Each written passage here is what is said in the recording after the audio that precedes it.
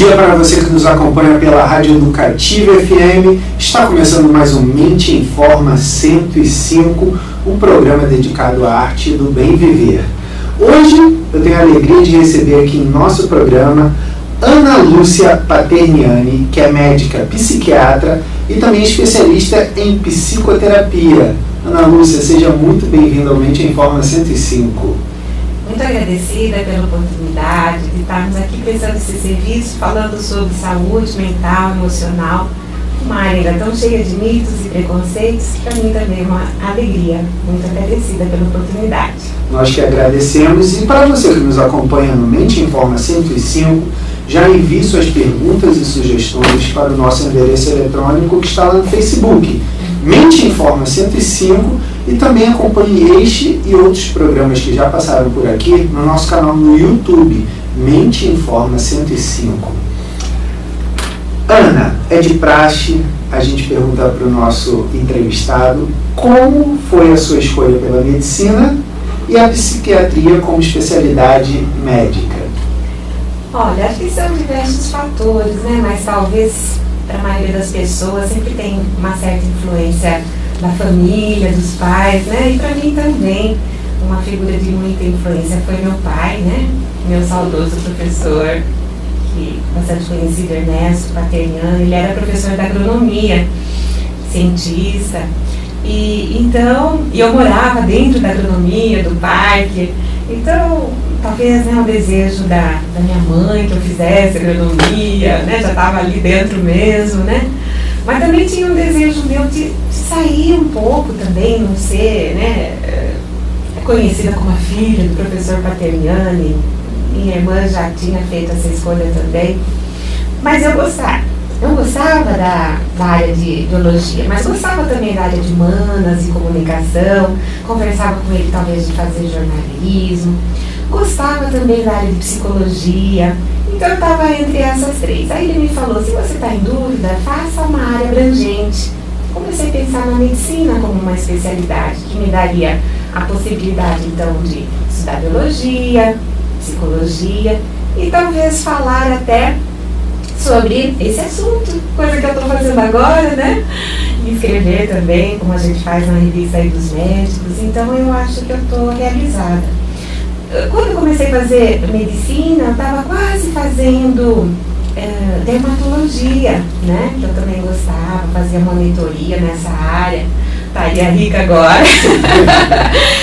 Mas tive um problema pessoal na trajetória do curso, uma gravidez não planejada, estresse, uma faculdade bastante estressante. A gente vê índices aí de depressão e suicídio até em estudantes de medicina. E eu também passei por um processo de uma reação depressiva, de estresse, e fui procurar ajuda, né, dos residentes de psiquiatria. E falei, nossa, é isso que eu quero fazer, que coisa bonita, que coisa boa. E desviei, então estava quase indo para a dermatologia, voltei para a psiquiatria. E olha só, né, através de uma coisa talvez não tão boa, né, me direcionou para fazer uma coisa que hoje me dá grande alegria e realização. Então foi assim. De repente não é que nem a dermatologia, mas tem cada vez mais gente precisando de cuidados com a saúde mental, né? Cuidar das feridas internas, da beleza interna. Da beleza interna. Ana, do que trata um médico psiquiatra? Então, trata exatamente isso, né? Das pessoas que estão com dificuldade de gerenciar suas emoções, seus pensamentos, suas atitudes, né? Basicamente seria isso, daquilo que a gente chama de psique, de alma, né? Da mente. Ana, o que é a doença mental? Então, eu prefiro não falar em doença mental, né? E não ser conhecida também como uma médica. A psiquiatria tem esse ranço, né, de talvez até histórico, por isso talvez um certo preconceito, né, ligado aos hospitais psiquiátricos, né, como uma coisa até de tortura, né, de uma certa ideologia de repressão. Então eu prefiro ser identificada como uma médica da saúde mesmo, mental, emocional, e eu prefiro não usar o termo doença mental, mas sim falar de pessoas que estão com dificuldades de gerenciar suas emoções, seus pensamentos e suas atitudes, né? Gerenciar, enfim, eu entendo assim, né? Eu prefiro usar esse termo, né? Doença mental, né? Ou que não existe assim doença, mas cada pessoa com dificuldades, né, de gerenciar suas emoções.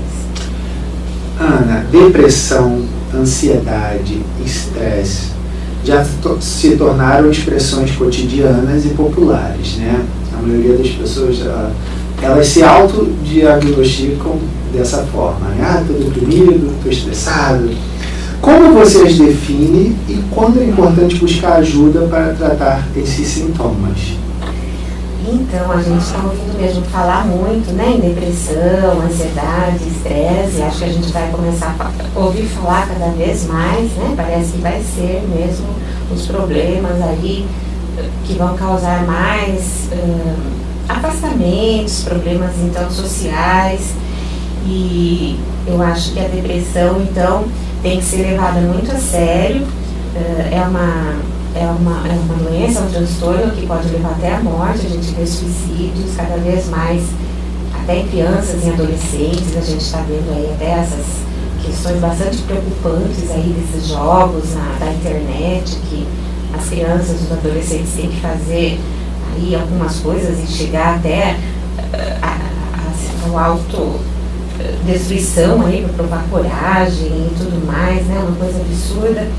Enfim, a depressão é uma síndrome bastante complexa, que envolve vários sintomas físicos até, pode transtornar o bem-estar físico, atrapalhar o sono, o apetite, a libido, dores, e também sintomas psíquicos, né, de tristeza, de desânimo. É uma doença, em casos graves, extremamente incapacitante para o trabalho, uma das causas mais frequentes de afastamento, então com grande prejuízo social, econômico para a pessoa, para a sociedade, né? Então é uma doença que tem que ser levada muito a sério, né? E essas informações são importantes porque ainda tem muito mito, as pessoas não entendem, acham que é frescura, as pessoas sofrem muito, né? Porque os familiares não entendem, às vezes deixam uma pessoa mais para baixo ainda, né? E então é importante sempre aproveitar esses espaços para trazer esse tipo de informação. E é uma doença que tem tratamento relativamente simples, né? A medicação, a psicoterapia, o apoio da família. Então é um absurdo que ainda se morra tanta gente, né? E esse grau de morbidade também por conta dessa doença. Qual é a diferença, Ana, então, entre a tristeza e a depressão? Porque tem gente que, morreu alguém da família, ou acabou com um casamento, tem um namorado, e aí já fala que ela está em depressão, tal. Qual é essa diferença? Existe essa diferença ali? Claro, né? Uma tristeza normal, né? Frente aí a alguma situação. A depressão justamente acontece sem, às vezes, um motivo aparente, ou quando existe um motivo, mas a reação é extremamente intensa, a ponto da pessoa então querer morrer, ou então a duração desses sintomas também é muito intensa. Então a gente considera um luto normal, às vezes, de alguns meses ou até um ano, mas aí uma pessoa que fica, não é, num estado desses anos a fio, não consegue mais fazer nada, tocar sua vida. Então, essa que seria a diferença, né? Falando da depressão.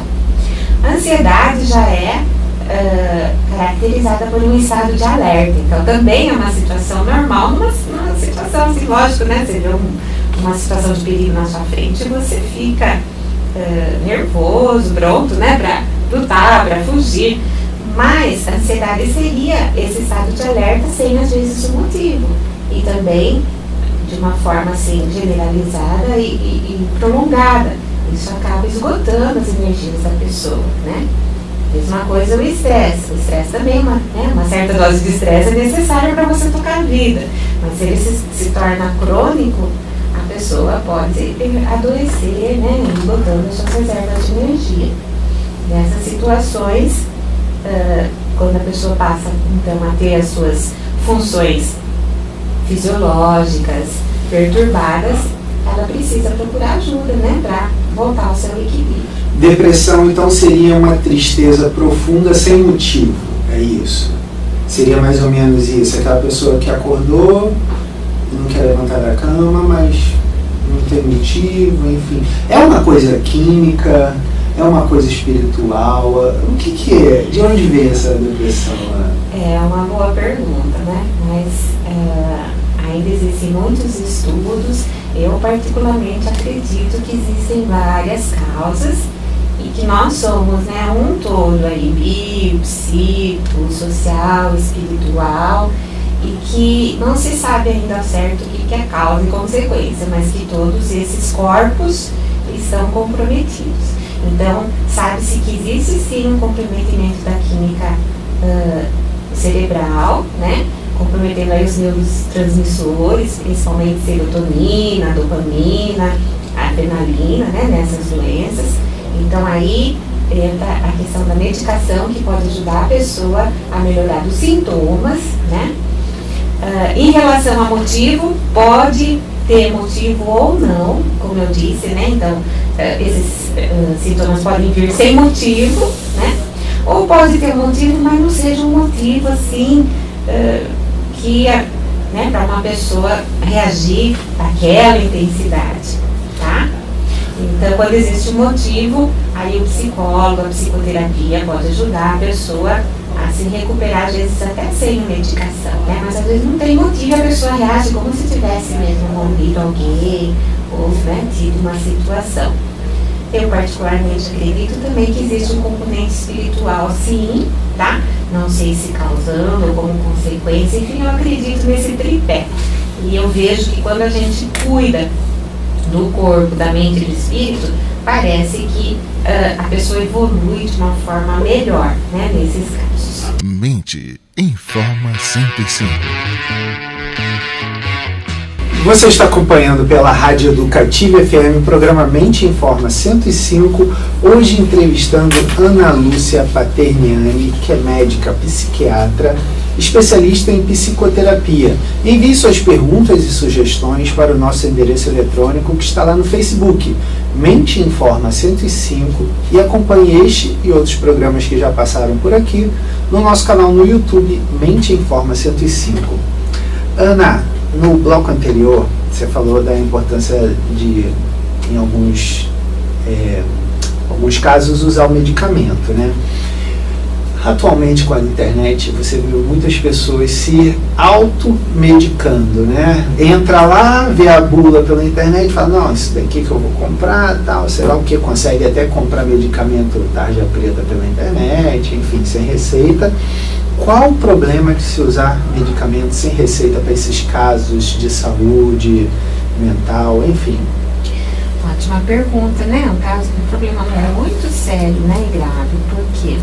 Primeiro que essas medicações atuam, né, no sistema nervoso central, então tem potencial de abuso, de dependência, né? Pode ter efeitos colaterais que, né, o paciente não tem traquejo para lidar com isso. Até para a gente é complicado, né? Interações medicamentosas, às vezes com outras medicações, às vezes até com alimentos, é muito complicado. E outra, né? O paciente então já vai lá no Dr. Google e faz o seu diagnóstico também, né? Que é muito difícil em psiquiatria, né? Às vezes a gente vai em congresso e vê que até os professores lá, né, bambambãs, demoram às vezes anos para fazer um diagnóstico de certeza, para diferenciar, por exemplo, uma depressão simples e uma depressão bipolar, né? Por exemplo, então, se você dá um antidepressivo para uma depressão bipolar, o paciente pode passar da depressão para um estado de euforia e sair por aí, por exemplo, gastando, fazendo alguma coisa compulsiva, né? Com riscos, com consequências muito graves, né? Então eu acho que é um dos exemplos de situações de risco que pode ocorrer com a automedicação. E Ana, quando a prescrição medicamentosa se faz necessária, então?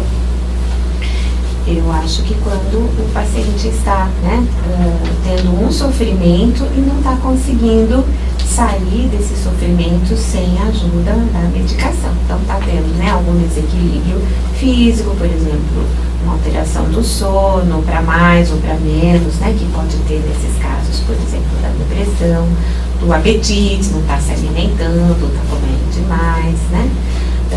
Alterações no comportamento, colocando em risco a sua vida ou a de outro, né? Então, numa situação, por exemplo, de uma irritabilidade, de uma agressividade, né? Não está conseguindo trabalhar, está tendo alterações de memória, disfunções cognitivas, né? Lapsos de memória, é muito comum nessas situações.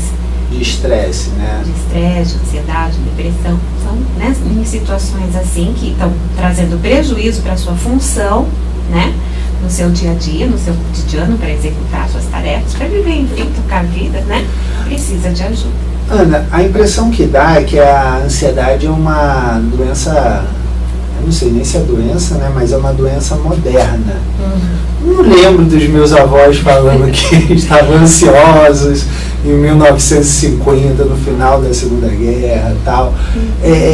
Hoje se ouve muito isso, né? É uma doença moderna ou, enfim, por que assim, tem gente tomando Ritalina a rodo, assim, porque, nossa, e eu ouço isso até entre pessoas no meu círculo, assim, de amizade, né? Então, de onde surgiu esse boom da ansiedade? Essa é uma boa pergunta, né, para a gente refletir mais profundamente. Eu acho que tem duas coisas. Eu acho que a medicina, como a tecnologia, tem avançado muito, avançando então também seus recursos de diagnóstico, fazendo então também com que essas doenças sejam mais diagnosticadas, podendo então também oferecer também melhor condições de tratamento, então para o maior número de pessoas que também podem então ter uma qualidade de vida melhor.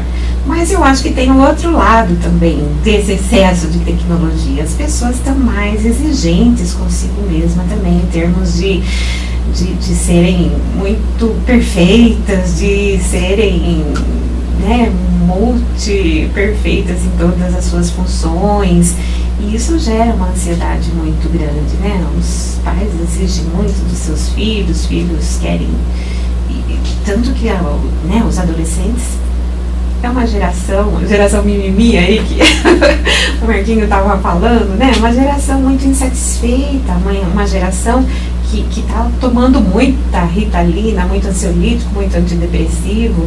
Então e tudo muito rápido, né? Hoje se fala de geração, na nossa época as gerações mudavam a cada 10, 20 anos. Hoje está se falando que as gerações mudam a cada 6 anos.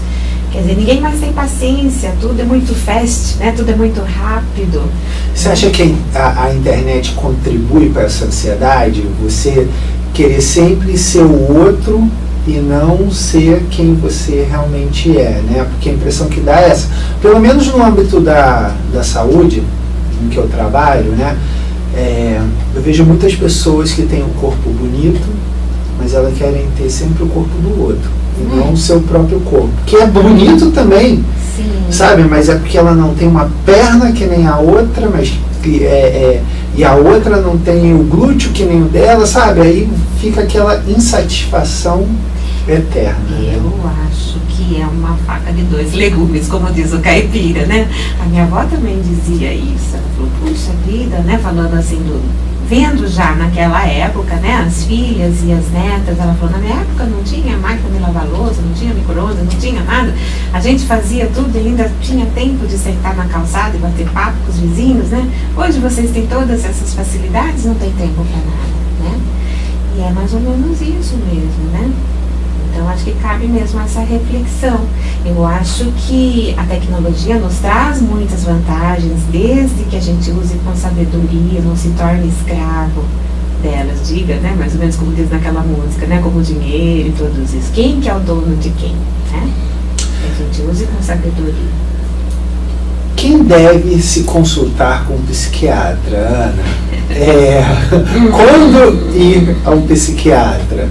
Precisa passar para um outro médico antes, ou eu posso falar, nossa, eu tô com um problema e tal, acho que eu vou no psiquiatra? Quando quem deve se consultar? Eu suspeita para falar, mas eu acho que todo mundo. Eu acho que, eu falo que o meu sonho de consumo é o dia que as pessoas possam ir ao psiquiatra com a tranquilidade que vão ao clínico geral, né? Fazer um check-up, deixa eu ver como é que tá a minha saúde emocional, né? Como diz o Caetano Veloso, de perto ninguém é normal, né? E mais nos dias de hoje, com toda essa demanda que a gente está falando, né? Né? Quem que dá conta, né? De tudo. Então eu acho bem difícil passar pela vida sem nenhum episódio aí, né? De estresse, de ansiedade, de depressão, que não precisa aí de uma conversa. O psiquiatra também não precisa só receitar remédio, né? Pode fazer um aconselhamento, se precisar pode dar um remedinho que ajuda bem também em algumas situações, né? E, enfim, eu acho que não precisa ter esse estigma, né? Já foi essa época de que o psiquiatra era médico de louco, né? E era essa imagem que eu pretendo passar nessas oportunidades que eu tenho. Ô, Ana, os psicotrópicos, eles curam doenças ou eles tratam sintomas? Então, como eu disse, eu prefiro não usar esse termo doenças, mas falar em pessoas, né, com dificuldades. Então, aí vai depender muito da pessoa, né? Tem um professor que eu me inspiro muito, que é o Dr. Sérgio Felipe de Oliveira, né, professor lá da USP, né, faz um trabalho interessante, que eu até estou fazendo um curso com ele, de medicina e espiritualidade, e ele fala que a responsabilidade de cura é do doente, é do paciente, o médico ajuda. Mas por que tem casos, né, que a gente observa que o paciente tem uma capacidade de resiliência maior e melhora e outros não, né? Ele atribui muito, então, a essas questões espirituais, né? Então, eu acho que depende do caso. Alguns casos se curam, sim. Ainda mais se a gente falar que cura, às vezes, é o paciente atingir um estado de bem-estar, né? O que é felicidade, cura, procurar alguma coisa, algum sentido para a vida que o paciente estava buscando, né? Mesmo que seja tomando algum remedinho ou não, né? Ana, uma coisa que a gente tem notado também cada vez mais, até por causa da influência da tecnologia, é a solidão, né? Todo mundo está conectado, mas todo mundo está mais sozinho também. Existem aquelas pessoas que têm 5 mil amigos no Facebook, mas não sai com ninguém, né? Mas todo mundo ali, isso aí, legal e tal, sei lá o que, mas é aquele vazio. Quais os problemas que podem acontecer, ou que podem ser acarretados decorrentes da solidão, que é também a OMS fala que é uma doença do mundo moderno, né? Ainda esses dias eu mandei uma mensagenzinha para uma amiga minha, psicóloga, que está falando, acho que eu preciso me consultar com você. Por que não, né? Psicólogos, psiquiatras, médicos também adoecem. Inclusive a gente teve uma palestra sábado passado lá na PM com um professor meu, Ibiraci, psiquiatra, falando que os médicos são a classe que mais cometem suicídio, dentre os médicos os psiquiatras, né? Porque a gente se contamina muito psiquicamente, né, com essas dores da alma, né? E eu vendo essa minha colega muito cansada e se sentindo muito sozinha, né? Ela falando dos medos, né, e temores dela, eu usei aquela frase daquela música bonita do Renato Russo, né? Muitos temores nascem do cansaço e da solidão. Ela falou, nossa, me encaixei nessa frase, né? Então eu acho sim que a solidão traz muito medos, né? No fundo a gente tem aquela criança dentro da gente que tem medo do escuro, medo de ficar sozinha, medo do abandono, né? Que acompanha a gente a vida inteira, né? Só vai trocando os medos, né? Quando a gente é criança, a gente tem medo de escuro, depois vai trocando, a gente vai tendo medo de outros medos. Outros medos que vão surgindo muito mais. Mas no fundo é aquela mesma criança, né? E depois a gente vai ficando velho, parece que vai voltando esses medos, né? Eu tenho alguns clientes idosos que começam a ter crise de pânico e os filhos ficam desesperados porque eles não querem mais ficar sozinhos, e aí transtorna aquela vida da família, né? Porque não pode deixar o idoso sozinho, que ele tem crise de pânico, e aí cria aquele fogobodó, e a filha precisa trabalhar, e o marido fica bravo, e aí precisa ou de cuidador, e gasto e tudo mais, né? Mas por quê? Porque não parece que é aquele círculo idoso volta, né, a ser criança, e ele tem medo de ficar sozinho, né? Então eu acho que tem mesmo, né, aí a solidão. Tem gente que convive bem com a solidão, e aí eu acho um aprendizado, né, bacana, né, da gente fazer esse exercício de separar a solidão de um ficar sozinho saudável, né? Quando você consegue isso, acho que você consegue uma coisa muito boa para a sua saúde emocional, mas é difícil encontrar uma pessoa que fique bem consigo mesmo. Quando você consegue isso, acho que você consegue essa inteireza, essa saúde emocional bem legal, quando você suporta a sua própria companhia, né? Mente Informa 105. Você está acompanhando pela Rádio Educativa FM o programa Mente Informa 105, hoje entrevistando Ana Lúcia Paterniani, que é médica psiquiatra e também especialista em psicoterapia. Envie suas perguntas e sugestões para o nosso endereço eletrônico que está lá no Facebook, Mente Informa 105, e também acompanhe este e outros programas que já passaram por aqui no nosso canal no YouTube, Mente Informa 105.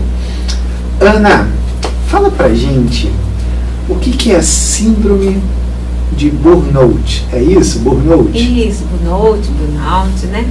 Nada mais é do que uma situação que a pessoa chega num estado de profundo esgotamento físico, emocional, né? Ela não tem mais energia para nada, decorrente de um estresse, né, muito grande e prolongado, né? Por causa da sua profissão, né? Geralmente isso acontece, então, em profissões muito estressantes, por exemplo, médicos, professores, né?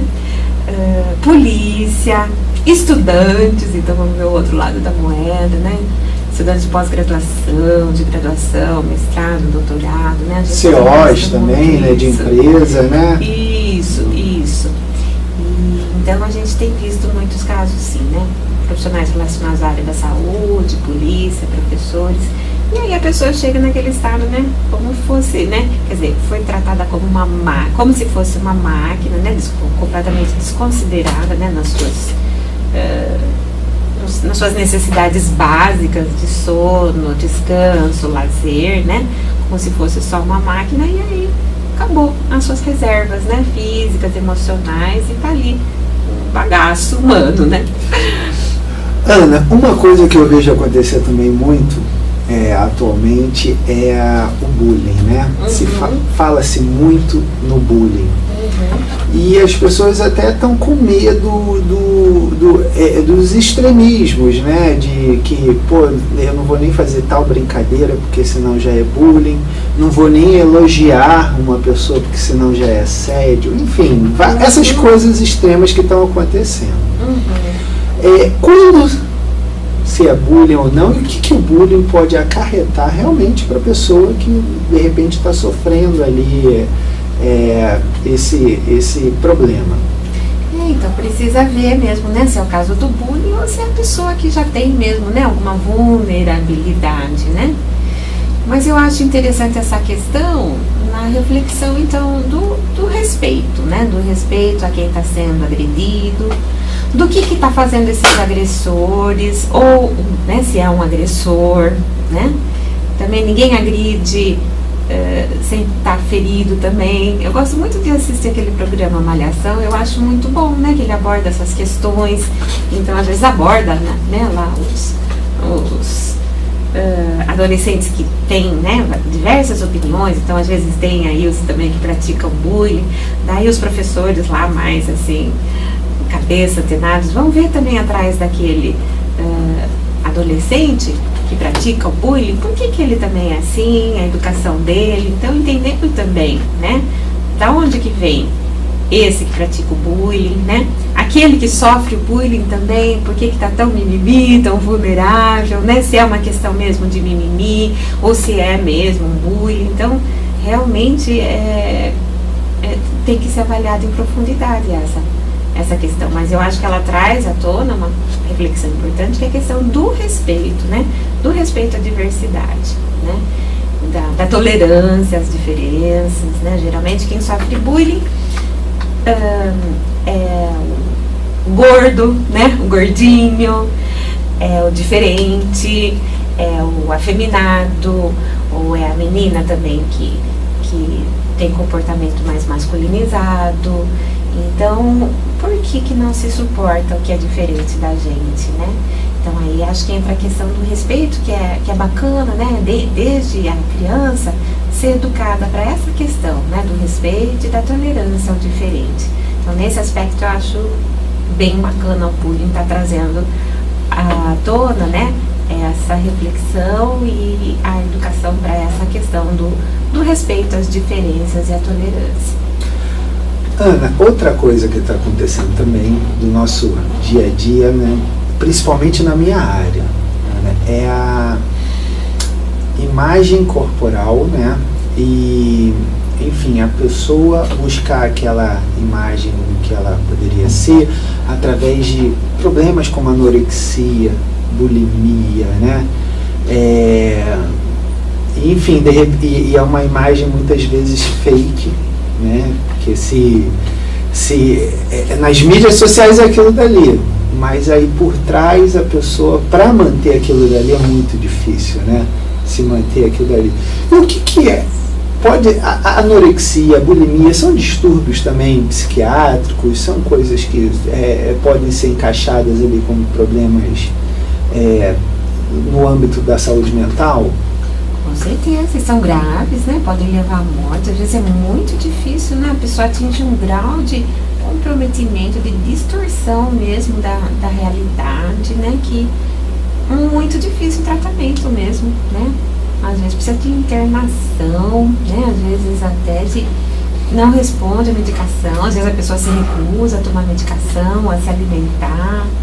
De onde vem esse vazio, então? Boa pergunta, não é? Por quê? Porque é a busca de alguma coisa que ela não sabe. Com certeza, nessa palestra sobre suicídio, o professor Ibiraci falou disso também, né? Quer dizer, por que se pede avaliação psiquiátrica para fazer as cirurgias bariátricas, né? E não se pede também para cirurgias plásticas, né? E na pesquisa dele, muitas pacientes que fizeram cirurgia plástica, puseram próteses de mamas, muitas cometeram suicídio depois. Por quê? Não é culpa da prótese, mas provavelmente porque já eram pacientes depressivas, né? Que estavam em busca de alguma coisa e que não era aquilo que ia lhes trazer felicidade, não é? Então as pessoas buscam uma coisa que não é, né? Que é ilusório, né? E é engraçado porque parece que é do mundo moderno, né? Exatamente, é uma pressão, é uma cobrança, sobretudo nas mulheres, né? Do corpo aí perfeito, que é ilusório, né? Que é ilusório. Ana, e as fobias? Né? Os medos, né? Os medos, e as Os medos exagerados, né? Porque uma certa dose de medo é bom, é a prudência, né? Sim. O problema é quando ele se torna aí exagerado, generalizado. Como é que a gente trata a fobia? Tem diversos tratamentos, né? A gente trata com remédio, remedinho ajuda bem, né? E os colegas psicólogos têm diversas técnicas aí, bastante interessantes, conforme o perfil e aceitação do cliente, a gente recomenda, desde a psicanálise, né? Vai procurar no inconsciente as causas aí, tem a regressão, tem a hipnose, tem a terapia corporal, tem arte-terapia, tem diversas técnicas, né, de psicoterapia em grupo, é bem legal, né? Dentro do perfil de cada paciente a gente orienta. A fobia chega a ser algum distúrbio da saúde mental? Sim, os transtornos fóbicos e ansiosos, está lá no CID, né? F41, se não me engano, o pânico, que seria o estado mais grave, né?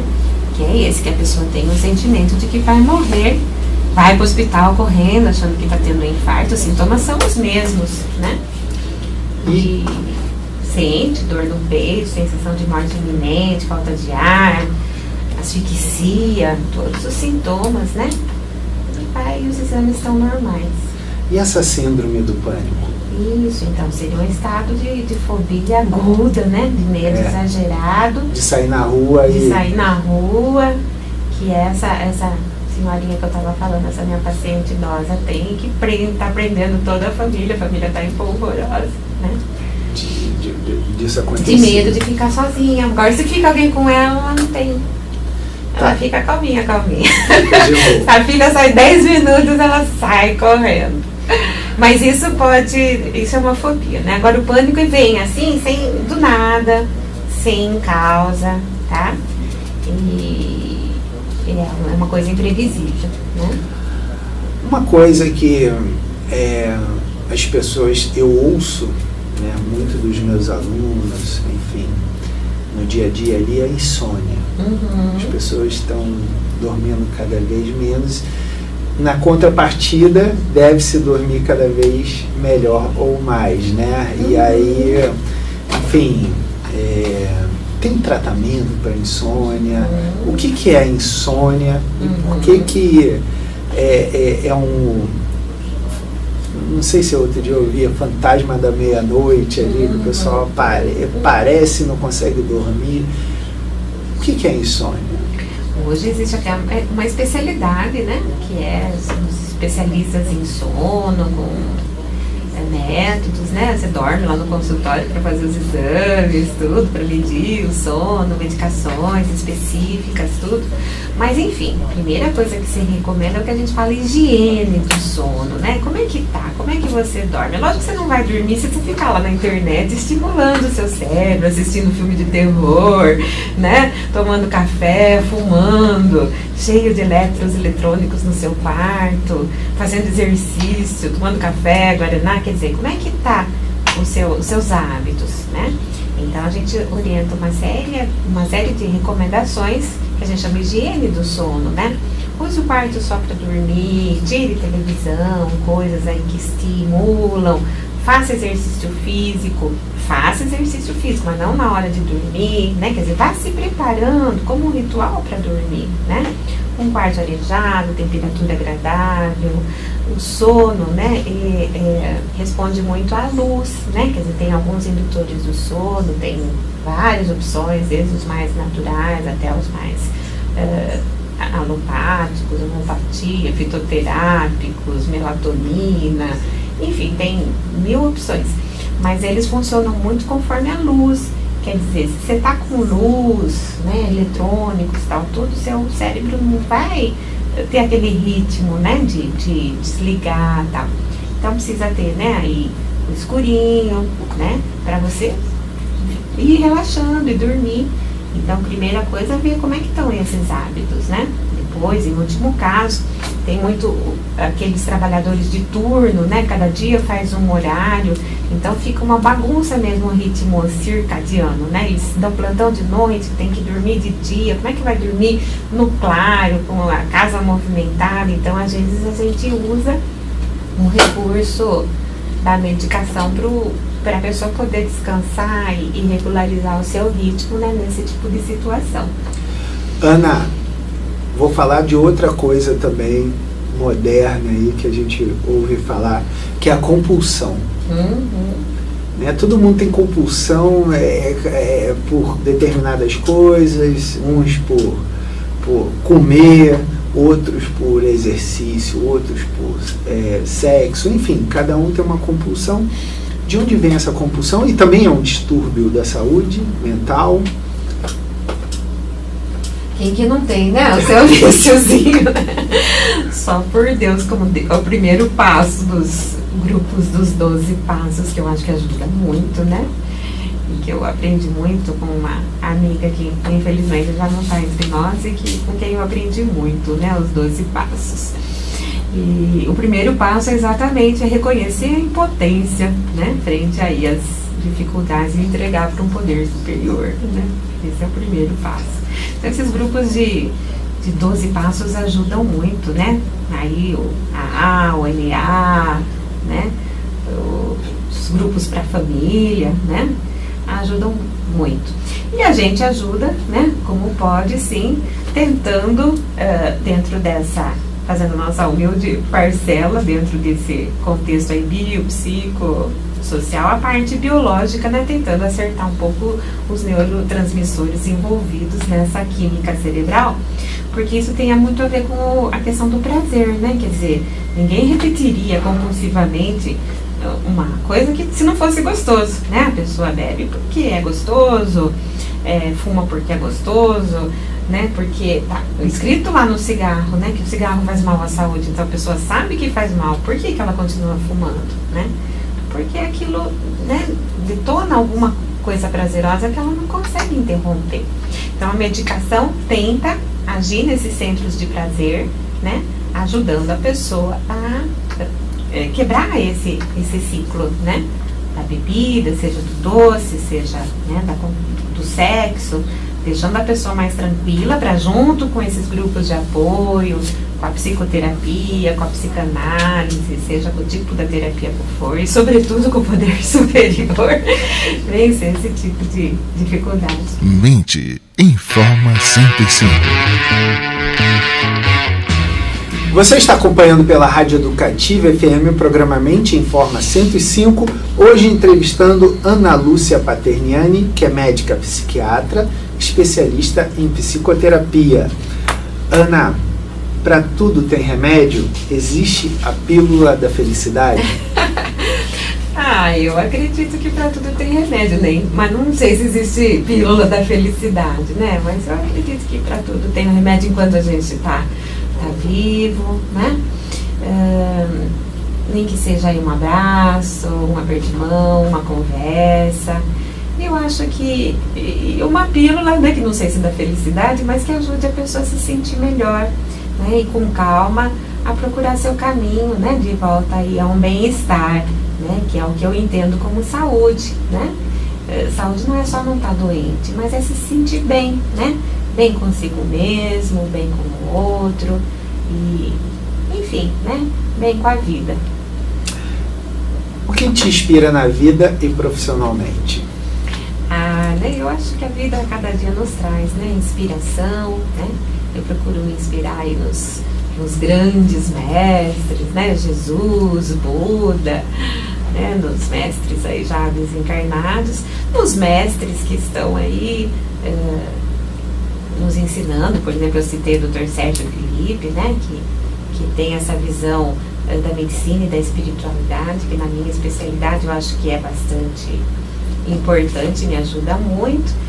E nos meus colegas, né, nos meus colegas psicólogos com quem eu trabalho, gosto de trocar ideias, meus colegas psiquiatras também, que a gente montou um grupo para trocar ideias, porque é uma especialidade muito difícil, né, que exercer bem é uma arte. Com meus pacientes, com quem eu aprendo todo dia, né, a gente tem um grupo lá no meu consultório com pacientes e familiares, né, de tratamento espiritual também, e é muito bonito de ver. Às vezes eu não sei o que fazer e os próprios pacientes se ajudam, é muito bacana. Então acho que a inspiração vem mesmo aí da natureza, dos relacionamentos, desse dia a dia. Ana, chegamos ao final de mais um Mente Informa 105.